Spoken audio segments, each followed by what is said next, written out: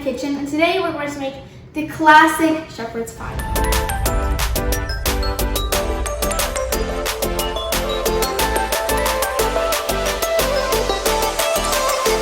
This is such a classic British dish, and my family loves it, so I'm really sure you will love it too. It does need a little bit of effort, but that little bit of effort, I'm telling you, gives you the best dinner ever. The ingredients are pantry basics, really easy.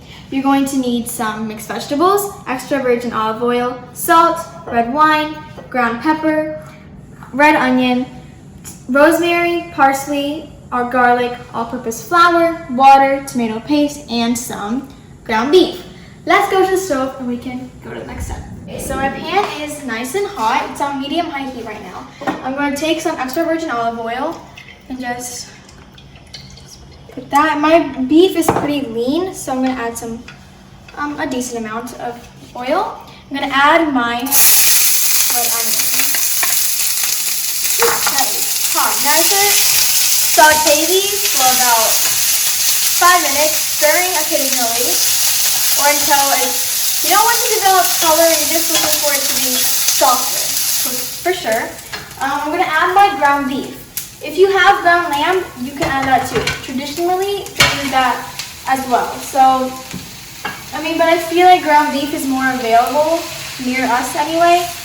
Either way, it's still going to be delicious. I'm just going to break it up with my spoon, and I'm also going to be adding my rosemary and my parsley and my salt and pepper. A good amount of salt and pepper because it's the only chance you get. So, and we need it, so you have to season it quite well.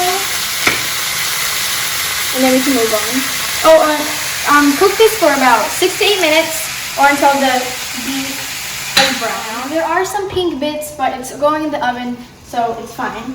And here in this spot, I have some water and some potatoes that I just cut into little circles so that it cooks faster. I'm going to add some red wine. If you don't have red wine, usually they use Worcestershire sauce. I don't know how to say that, but don't even ask me. But if you have that, use that. If you have red wine, use that. It really gives the same taste. So I'm going to add my garlic as well. And I'm just going to cook this for like 1 minute just to get rid of that garlic flavor, raw garlic flavor. And then we can move on to the next step. My garlic is cooked, and I did transfer the pots because the other pot was too small apparently. So we switched it up, and now we're going to add some all-purpose flour. Because as you can see there, it looks really watery. Once you add your flour, it will thicken up. So don't worry about that. I'm just going to give this a nice stir. I'm also going to add my tomato paste.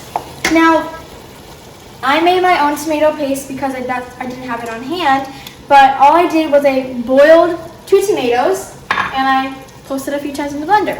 That's all you do. But if you have the original one from the store, just use that.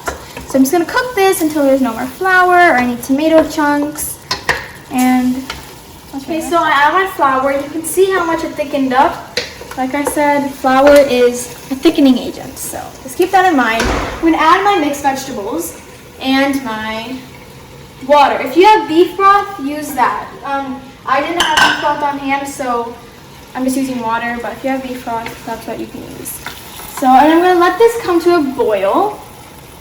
And once it does, I'm going to reduce it to low heat and let it simmer for 5 minutes.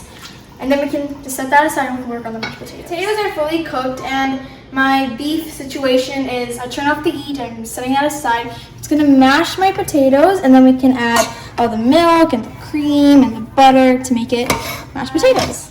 My stick of butter. My potatoes are still kind of chunky. I'm just going to work with it. But we need to add some milk. Milk, heavy cream, half and half. Anything, but make sure your milk is warm. You don't want to add cold milk. It's just gonna make it not that creamy. You're gonna add some salt and pepper, and your oven is preheated to 400 degrees. Yeah. And then we can move on to the next one. Make sure you season it really well with salt and pepper. So I put my beef situation on the bottom of my pan. It's a 9x13 casserole dish. That's what I like to make this in. I'm gonna add my mashed potatoes right on top and make it into an even layer, as smooth as possible. Okay, so I smoothed it out with my offset spatula. Now I'm just gonna let it rain cheddar cheese, because this is the only opportunity you can get to put cheese. So I really like this dish because there's a little bit of everything. There's meat, there's cheese, there's potatoes, there's everything that everyone loves. It's just the perfect family dish. So I love it, and I really think you're gonna love it too. The oven's preheated to 400. This is gonna go in your oven for 25 to 30 minutes uncovered, and then you're gonna let it cool for about 10 minutes. And then I like to serve it family style in the pan, and everyone's gonna enjoy it. So in the oven it goes. Hi. Sophia, my little sister. She's gonna help me taste test because she is also a big fan of shepherd's pie. So I thought I could bring her in. So this came out of the oven 15 minutes ago, and I let it cool for 10 minutes. It's still really hot, but you gotta eat it hot. That's like the traditional way to eat it. So I was waiting for this time for so long. It is just so ridiculously good. I just know. If you could just smell how it smelled when we opened the oven, it was so good. So it is really hot. So